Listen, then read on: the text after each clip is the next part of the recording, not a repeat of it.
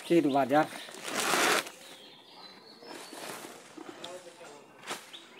কুমড়া ডাঁটার চচ্চড়ি সর্ষে বাটা দিয়ে আর কচুরলতি,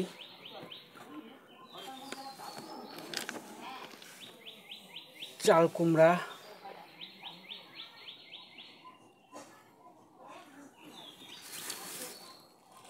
কলা,